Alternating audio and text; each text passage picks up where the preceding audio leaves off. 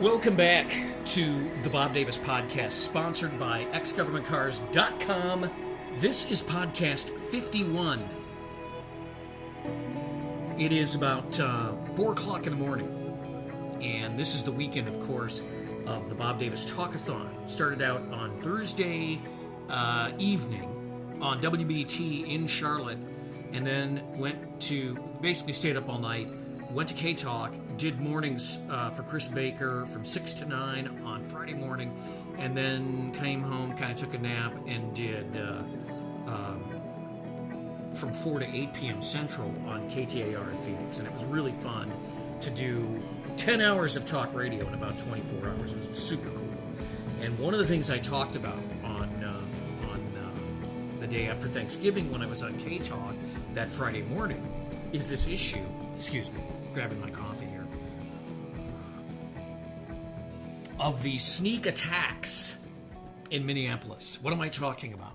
Well, something is happening in Minneapolis that will soon be happening, if it isn't already happening, in many of America's greatest cities, and you're going to see it in states as well, because states and cities have been living off of the stimulus for the last 2 years, 20 months, whatever, since they passed the stimulus package. And they haven't addressed their spending problems. And so now they are sneaking around and raising taxes on citizens substantially. And it's upsetting people. And it's happening in Minneapolis. And I want to talk about it. If you live in Minneapolis, more than likely your taxes are going to go up a lot if you own property. If you pay rent, sooner or later those tax increases are going to impact your rent. The tax increases are coming fast and hard enough that this time, just maybe, we could see a wave of outrage that would sweep the mayor and the city council of Minneapolis right out of office. And it's about time. I talked about this recently, as I said, on K-Talk, after attending a meeting of this newly formed group called Minneapolis Taxpayers United. And I am going to get to some of the comments because I played some of them on K-Talk. I'm going to get to some of the comments of some of the people in this group. But first, let me give you some facts about this. The proposed budget for the city of Minneapolis is $1.36 billion with a B, billion dollars. 42% of the funding for this budget comes from property taxes. Now, taxes are going to go up anywhere between 13 and 17% on homes, depending on the value.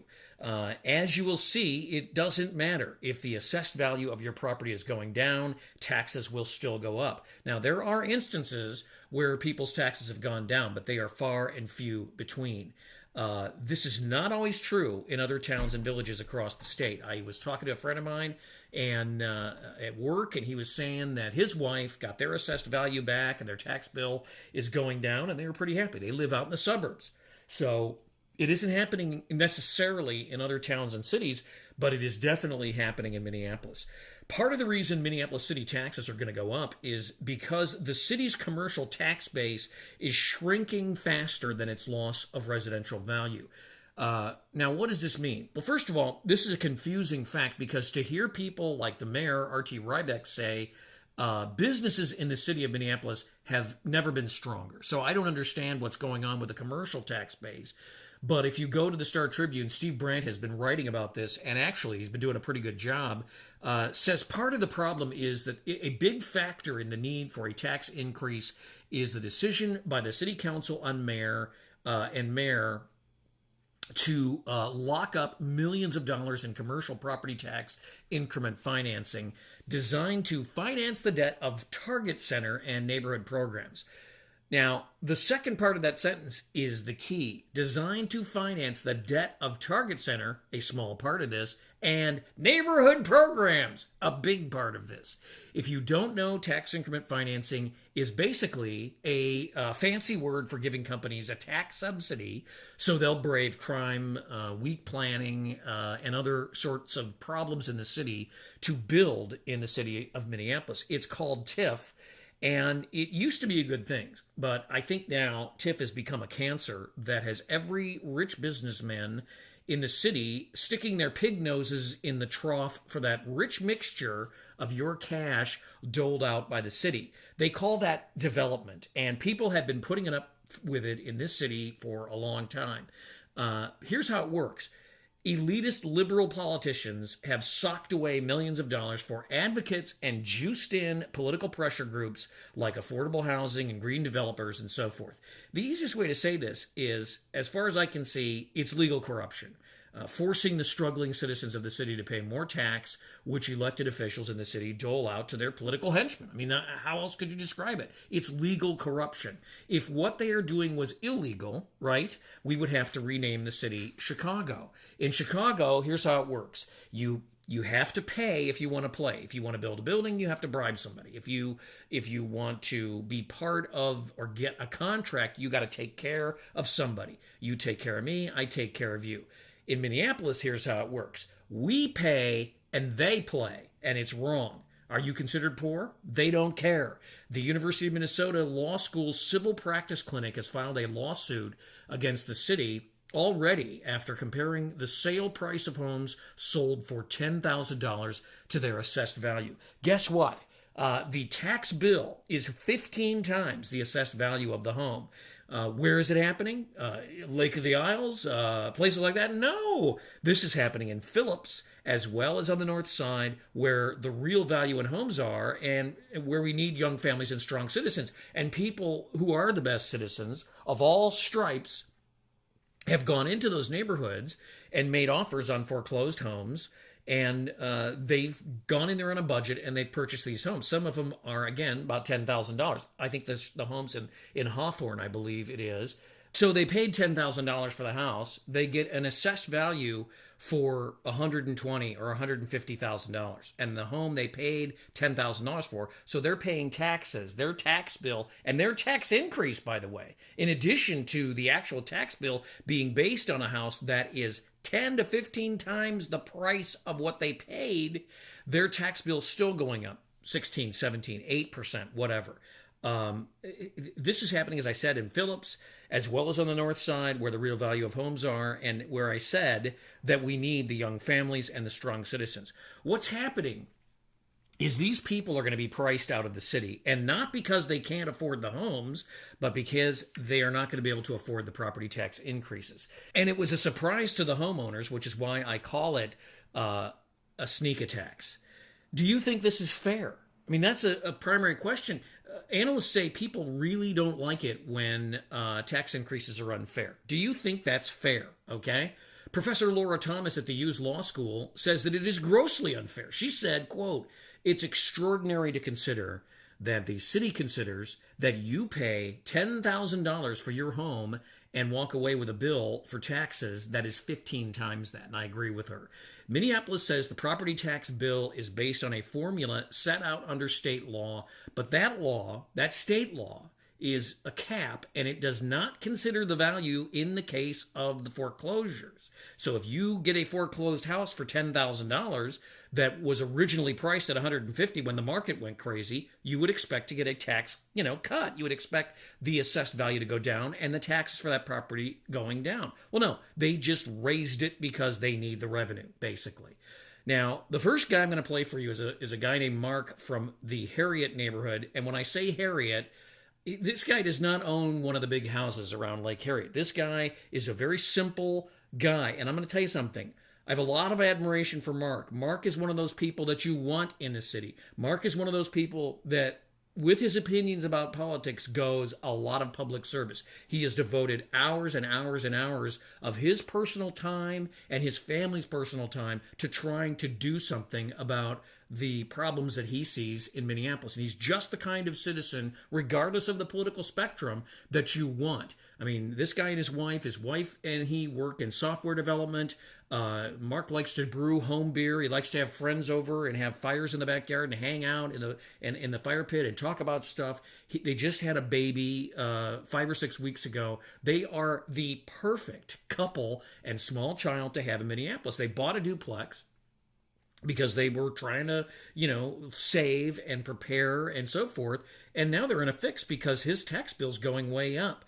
And I want you to listen to the frustration that he feels as he tries to build his future and really the future of the city of Minneapolis by working hard and being smart with money, as I said, just the kind of people you want in the city. Mark Johnson. I live on 45th and Xerxes, which is just 3 blocks west of Lake Harriet there. Okay. I bought the place. It's a duplex. I bought the place in 2004 as an investment property. The goal was to buy the house, live there a few years, rent out one of the units, and just keep the place. Property values were going up double digits at that time. Bought the place 2004, 2005. It was worth $60,000 more, and then everything changed. Right now, 6 years after we bought it, we can't sell the place for what we still owe on the mortgage. We can't raise rent, even though our property taxes went up 7.2%. Our assessed value went down $31,000 since last year, and yet we still get a 7.2% increase in our taxes. We just had a baby 4 weeks ago. My wife isn't going to be able to work as much. These are hard times for us, for our family. We're not the worst off. There are folks who are going to get kicked out. There are folks who are moving across city lines. I mean, this is an assault on the residents of Minneapolis. I think the taxpayers of Minneapolis should unite. Now, Dave from Bryn Mawr is another one of these people who has spent a lot of time, devoted a lot of his time to trying to help and do something about problems in the city. And he, again, another guy, he doesn't live in a big, wealthy house. He has a nice house. He has worked hard. He's a business owner. He has a great wife. They have children. Again, the kind of people that you want in the city. His story clearly describes the dilemma most people face when their taxes reach a point where they cannot afford to live in Minneapolis anymore. Dave Wallstead from Bryn Mawr neighborhood, Minneapolis. I went to a Board of Estimate and Taxation meeting where I was upset at the 8% or some such cap that they were going to put on it. We thought that was bad. Now we get our tax statements and they say, maybe they say 10% property tax increase. Okay, but your value went down 5% maybe. And that's the overall. Hennepin County's held pretty level. If you look at where the increase is, it's on your Minneapolis taxes. Do the math on just that line of Minneapolis taxes. It's going to be 15, 20% or more. 8% was bad. 20%, that's like today, people are going to be moving out. It's we got to do something about it. Chris lives in Linden Hills. Now, here's another guy, lives in Linden Hills. Again, he is not some big wealthy guy. He told me about a woman in his neighborhood who is going to be forced to move because she's on a fixed income and her taxes are going up so fast she will not be able to keep up with them. And so again, these are not evil rich people living in $3 million houses. I'm Chris Broberg, live in Linden Hills. I've been there for about 14 years, and in that 14 years my taxes are now about 4 times higher than they were when I bought the property. And I just was doing a little calculation, and I figured out that if the rates keep continuing going up at this rate, I will have paid probably more in taxes than I paid for my house within about 5 years from now. And a lady down the street from me receives her Social Security of about $1,000 a month, and her property taxes are about $950 a month, and that was before this increase this year. My property taxes went up 16.2% this year on my place, which, believe it or not, is about $1,800. And it's too much to take. The thing about it is, I think, how often have you heard people say, well, what we want is we want to build cities where the people who live in the city are, we have a mixture of different types of people. We have a mixture of retirees, different races, different kinds of people, so that children can grow up in this kind of rich environment with different kinds of people. And particularly, you want older people living in your neighborhood because it keeps them young. and the kids get to share the experience of people who lived in the city a long time and can tell you stories about what the city used to be like, and it's a great thing. And what we're doing is basically driving these people out. And again, most residents got 1 day's notice of a hearing this city held at 6 p.m. on a week night, not too long ago, to hear people's complaints about their tax bills.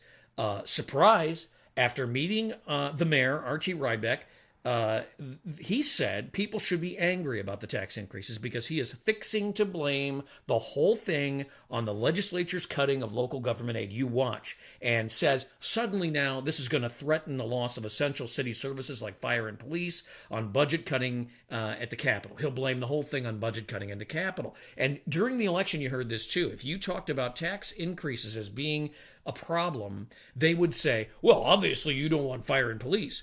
I would just like to say a couple things about that. First of all, protecting the citizens of the city is the number one job of these people. Not neighborhood development, not train lines, not bike trails. Their number one job is to protect you, the citizen, to make sure the criminals are off the street, and to make sure that if you call 911, you get the fire department, okay? And right quick. Or if you call an ambulance, you get it right quick. That's their job, not all this other stuff. The other stuff comes after you satisfy the number one requirement of your job, that you're responsible to the city of Minneapolis and its people to clear the snow, keep it safe, and make sure that the fire department comes when they need to. It's unacceptable to me that somebody would say, well, we have to increase taxes or we're going to cut essential services. That to me says, okay, it's time to fire you because obviously you're not taking care of business. And again, he'll blame, what they want to do is turn this issue against a legislature that is going to be a Republican majority. That way they can support Governor in waiting Mark Dayton's views on increased taxes so that we all pay our, quote, fair share. Ask yourself, am I getting a fair service? Is this a fair tax increase? Is this sneak attacks fair? City Council President Barb Johnson says, quote, every penny of the 6.5% levy increase goes to increase pension obligations the city faces. A couple of things about this. First of all, if you've been following city politics in Minneapolis for the past 10 years, you have been aware that they had a pension problem a long time ago. We talked about it on KSTP when it was still a talk station. I know it's been discussed by other people on other talk stations. It's been written about in blogs.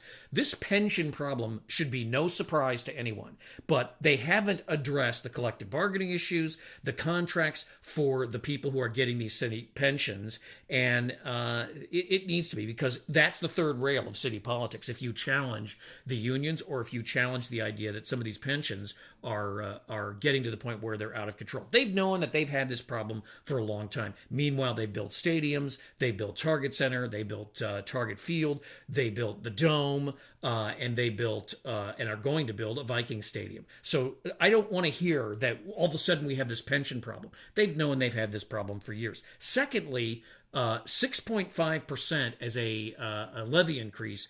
When they say 6.5%, that translates to 13 or 17% property tax increases and assessed valuations, 15 times the value of a home. And that's due to the fact that the city council will not touch their beloved development funds or the backroom tax increment financing deals. Is that fair? Think about it. Is it fair? What service are you gaining out of that? Okay, they have to do this, they'll say, or they have to cut fire and police. Now, another guy I talked to is my friend Klaus from the North Side. Klaus is another guy, devotes a lot of time and effort to doing his best to help the city, and is actually very knowledgeable about the city politics. And he told me his story, and then he told me, I asked him, when you tell your story, tell me what you think about the situation and the motives of the politicians in this case. My name is Klaus, and I live in Minneapolis. I've actually lived in Minneapolis since 1980, 81, 82. I live up in North Side now. I moved up there several years ago, anticipating what was going to happen, I think, and I'm living, I hope I can still say this in the years to come. I'm trying to live way below my means, because there's no point in having a nice house in Minneapolis because you're just going to pay the government to rent it. They don't have to raise taxes to provide basic services. Minneapolis, the reason why Minneapolis is in such big trouble is because they've been living high off the hog for many years, for decades, spending money on everything but basic services. There's a general fund which is actually about 1/4 to 1/3 roughly the entire budget of the city, and the rest of the city budget is other stuff. The politicians will never cut the budget in areas where they get power from, and they get power by giving money to their friends and their developers and people that can help them stay in power. Now, you heard me tell you earlier that part of the problem is the city is losing revenues because they're basically exempting the tax increment financing districts to quote-unquote pay off the debt of Target Center, and more importantly, to fund these development funds that they use to juice in all of their political, their political cronies, I think. What about business in the city? You hear that the city wants businesses, and I think they do, but they want businesses that fit their plan for the future of the city. This city council and this mayor, by the way, don't want the kinds of small and medium-sized businesses that are essential in building the big business, medium business, and small business equation that equals big growth in cities like Minneapolis. And here's how the equation works. Minneapolis needs small ad agencies, that rent a few rooms of offices above restaurants and bars. Minneapolis needs small manufacturing, machine shops and crafts and things of that nature that employ 2 or 3 people, music schools, things like that. And, of course, Minneapolis needs some medium-sized businesses, architectural firms and so forth, stores, things that take up whole buildings, of course. And they need big companies like Target to maintain the tax base and bring thousands of people into the city every day to work and shop and so forth. So I get all that.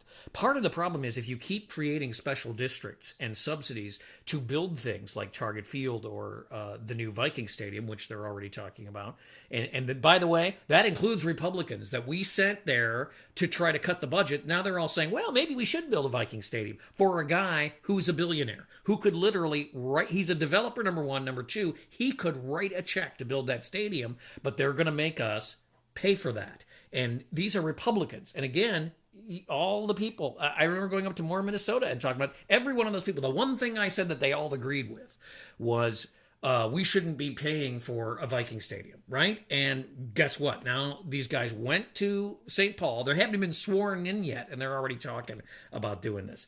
That is just one example. But part of the problem, as I said, is if you create special districts and subsidies to build things like this, and then raise the property taxes willy-nilly, like they just did and they want to do, you can't manage the city budget. And in the end, they're doing this because they're having problems managing the things that they consider they're unable to manage. They can't manage costs for fuel. They can't manage costs for pensions and union contracts because they won't address these collective bargaining issues and work rules and so forth. What happens is people start moving. And when people move, like Mark and Dave, then they take with them their medium-sized and small businesses that eventually will grow and become bigger businesses. And then the rents start increasing. And yet then you get the workers who then move to other places. They move to Robbinsdale, or they move to Forest Lake, or they move to, Bloomington. And what happens is you lose the tax base. And people don't believe that could happen. Well, that's what happened to Detroit, basically. And it could happen to the city of Minneapolis if they keep doing this. It's mismanagement. If you don't believe me, put yourself in the businessman's shoe. I talked to a businessman at this meeting who told me that the increases are beyond inflationary, and he's afraid to open the envelopes for his buildings, the tax envelopes for his buildings. Okay, my best tax story is a commercial building that I owned on 31st and Lindale. About 7 years ago, the taxes were $7,000 on the building a year. Today, they're close to $23,000. I mean, it's not even inflationary. What they're doing is they're taking their very best idea of what a property is worth and then raising your tax. And this year, even though property value has fallen, it's actually the taxes keep going up. I have a building that went from $235,000 to $220,000, but the taxes went up $1,800 a year. And I have to pass that on to the renter. And the renter many times cannot pay it. Honestly, I'll tell you, I have all the envelopes sitting on my desk at home, and I have only had the guts to open one so far. Now let's talk about this tax thing for a second. Recently, the Wall Street Journal reported that fewer new businesses are getting off the ground in the United States, which clouds prospects for future employment growth. Entrepreneurs point to frozen credit markets, but they're also concerned about higher taxes and healthcare costs and the danger of the inability of cities, states, and the federal government to address the debt problem. Stephen Moore and Richard Vedder, and I'm going to tell you about this because the next argument is, well, we have to increase taxes to address the deficits. And to buttress the argument against that, Stephen Moore and Richard Vedder, Vedder's an economist, Stephen Moore writes for the Wall Street Journal, say higher taxes do not reduce the deficit. They did a study and they found out that each new dollar of new tax revenue collected since 1946, and this is at the federal level, but I don't have any reason to assume that this wouldn't also be true in the cities, has basically been spent as fast as they take it in. In fact, they found out that for every dollar of new revenue collected, something like $1.17 in new spending was committed to by these legislature, by Congress or these legislatures.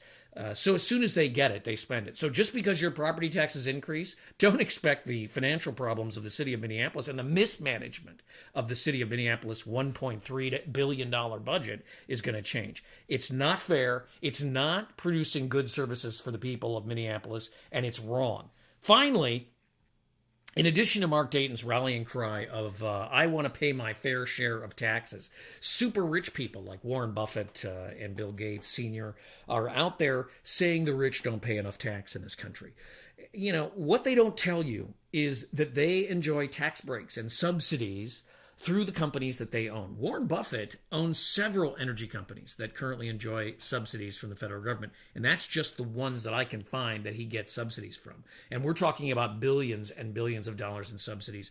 When they give away their wealth, they are getting a tax credit for it. And it would be fine if they kept their mouths shut. But then they go out and they say, we need to spend more. We need to have the rich people pay more tax, which means if you make more than $250,000 a year, they want you to pay more tax. And now, I guess if you're poor and you live in Hawthorne, you got to pay more tax too. So it isn't just limited to the rich people, and that's what happens because when they run out of money, they are loath to get rid of their power, and they will reach out and they will tap anybody that they can to get the money. But it doesn't reduce debt. What reduces debt, whether you are a person or a government, and this is one situation where it's true, is you have to stop spending, and you have to get spending under control. And I mean, I don't even know that the cuts for the city of Minneapolis or the state of Minnesota or the federal government would have to be that draconian to start to address the debt problem and get the economy growing again so we could start collecting more revenues because the economy was grown. The bottom line is, the people who are proponents of this kind of thing are not Democrats, socialists, or Greens.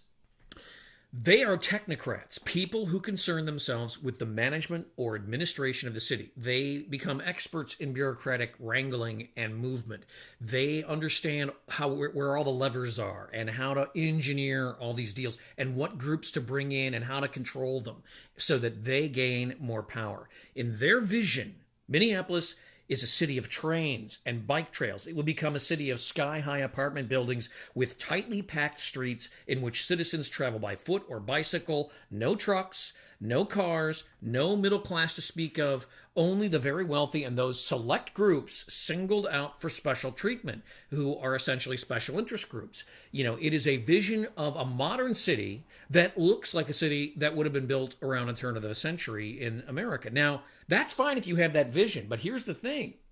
Not everyone agrees with that vision, and you shouldn't be charging the poor people and the middle class of the city to build a city in which your vision is the vision that you've institutionalized through your technocratic wranglings. In this kind of society, hardworking people who used to be considered middle class all over the state pay higher and higher taxes to build stadiums and theaters and the bicycle throughways and the subsidized housings, the whole thing, as well as the trains the technocrats hope will carry those residents as they come into the city to work and watch sporting events and stuff. They want to build a utopia, literally. The problem is they don't realize they're building a dystopia, a misadventure characterized by squalor, crime, disease, and overcrowding. This is the part where you get to say, is this the city that I want to live in? Is the future of this city, do I share the vision of the future of this city? I mean, this is the part where you get to that. This is a powerful vision that has been taken up by the technocrats all over the world, but especially in Europe and recently in the United States. And it's a vision that ends with the government owning or controlling business with subsidies, waivers, and special laws. If you don't believe me, ask yourself, who owns General Motors? Who's getting a waiver to not have to go through the porno scanners? The pilots? Who gets special loans? Who gets subsidies? Warren Buffett and so forth. It is a vision that ends in, yes, fascism, the marshaling of all government and business resources for one goal controlled by an absolute power, a junta, or some sort of legislature, like the City Council of Minneapolis. Up until last year, people bought into this vision, but then they started to wake up, and during the healthcare scare, they started to flood into the offices of these congressmen and screaming and yelling and pounding and being generally rude, and it scared the daylights out of them. So the City Council and the mayor of Minneapolis aren't Democrats or Greens. They are technocrats bent on building a dystopia, and they are sneak attacking the people of Minneapolis because they do not want you to show up down there with pitchforks and shovels demanding that they account for themselves. I don't care whether you are right or left, whether you like bikes and drive a Prius or go hunting and smoke cigars or are a struggling family over north or in southeast, or whether you're some kind of a hipster in uptown. You like to sit around and blink in the sun at 2 o'clock in the afternoon and eat breakfast and drink coffee like me, or an artist hanging out at Psycho Susie's in the northeast. Whether you own property or are a renter, people have to unite against this. Now, here's how this is going to work. There is a rally on December 13th by Minneapolis Taxpayers United, and it is for all of you of all walks of life. If you own or rent, you are going to be affected by this authoritarian and corrupt effort by the city of Minneapolis. Now, I'm going to be at the rally, and I will post more information as we get closer to the event on the Facebook fan site. Everybody should come and exercise their First Amendment rights, voicing to this city council as loudly, as legally as possible, their displeasure with a sneak attack tax increases. Then exchange telephone numbers, email addresses, Facebook pages, and so forth, so that we can unite to throw every single one of these so-called city councilmen and the mayor and their cronies out of office in the next election. Thanks for listening to the Bob Davis Podcast. This is Podcast 51. Check me out on Facebook, Twitter, and at thebobdavispodcast.com. I am going to sit here and drink some more coffee and relax, and hopefully I can sleep at some point. Thanks for listening to the Bob Davis Podcast.